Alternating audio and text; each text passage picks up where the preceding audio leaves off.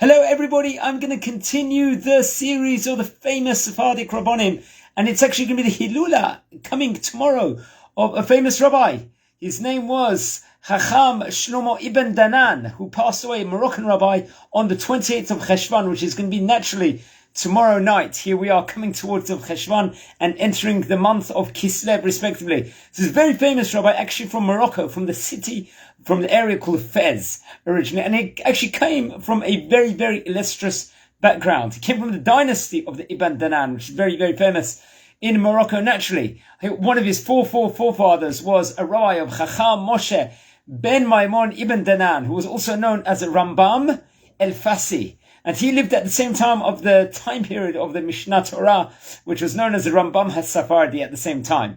Originally he was one of the people that was one of the first immigrants from Spain, this Rabbi Maimon Ibn Danan, and his son was also Rabbi Chacham Moshe also. And they came and settled in the area, they dwelled in an area called Fez, which was full of Torah scholars of the greatest magnitude properly. And Rabbi Moshe, who was a son, was a big giant in Torah and very famous. Every Moroccan Jew would probably know him. And he founded many of these shivot inside the city, respectively. And they became great.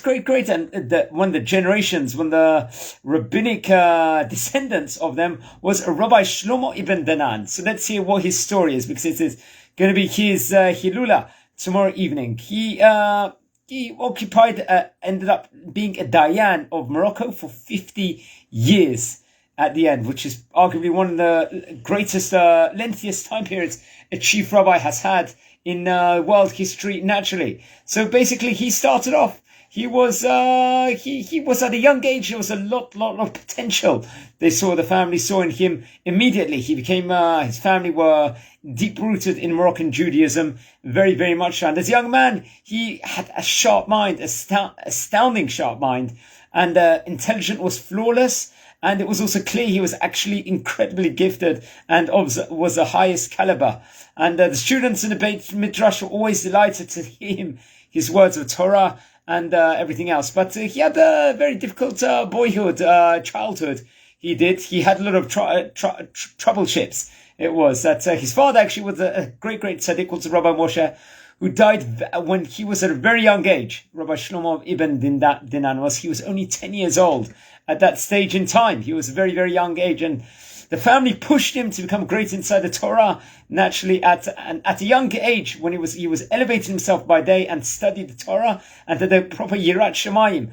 The whole time he was very diligent in the mitzvot, and at the age of 13 years old he already began to learn the basics of the hysteric matters. He learned everything about the Torah and was being trained to teach in the highest caliber. And he was just still in his teenage years. At the age of 18, he already got married at such a young age, and he started giving Torah classes to many different students across Morocco, respectively. And he initiated his students in the Talmudic study of Shas, all throughout the Gemaras, and also in Halacha, in the Shulchan Aruch, the Code of Jewish law, respectively. And the majority of many of the students that he educated in turn became great Talmudei Chachamim at the end, and became rabbis later on that would teach later on and in Morocco, and moved to Israel later. And in the Hebrew year 5629, which is, we're talking about the year 1869, he was born, remember, in 1848. He was only 21 years old.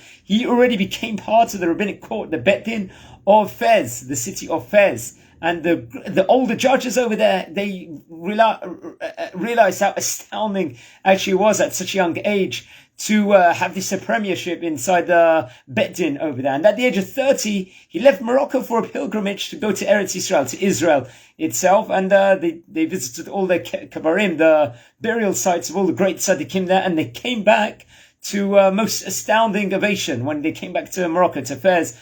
All the community, all of them greeted them with applause and everything else, and it just showed the magnitude that he went. His pilgrimage, the traveling in those days took 33 days to go from Morocco to Israel, not like a few hours like it is in modern day.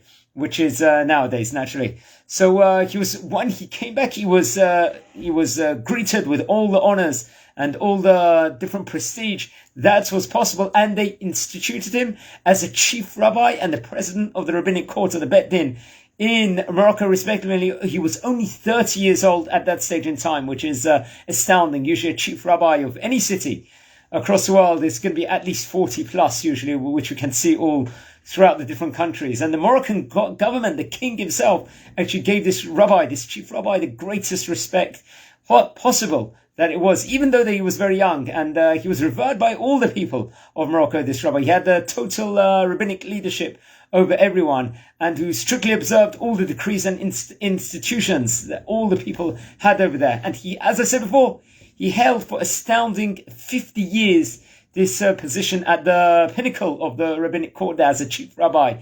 And he actually had a custom of registering each of the legal decisions that was made inside the Bet Din, and he published it into a book, and the book was called the Asher Shlomo. And many of the different Rabbonim, even in modern days, all across the world, they would use this guideline of everything that he had instituted, and would use it as a frame of mind, a frame of work, how to render different decisions all over the world. This is. However, he passed away in the Hebrew year of 5629, which we're talking about 1929. So I believe he was about 81 years old when he passed away, or something of that territory. And obviously, naturally, it was in Morocco. It was a very, very well-attended funeral where people came from all over the different cities for his burial. And it was 2 years after his death.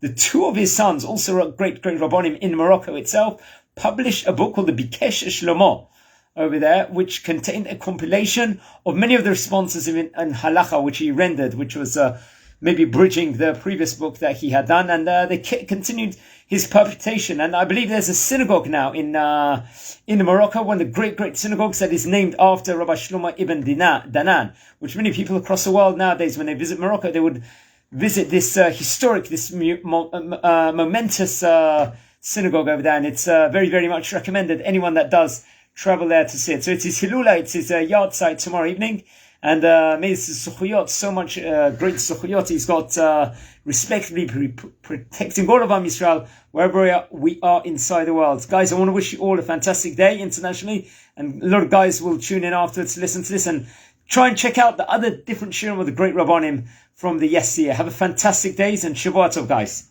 Bye.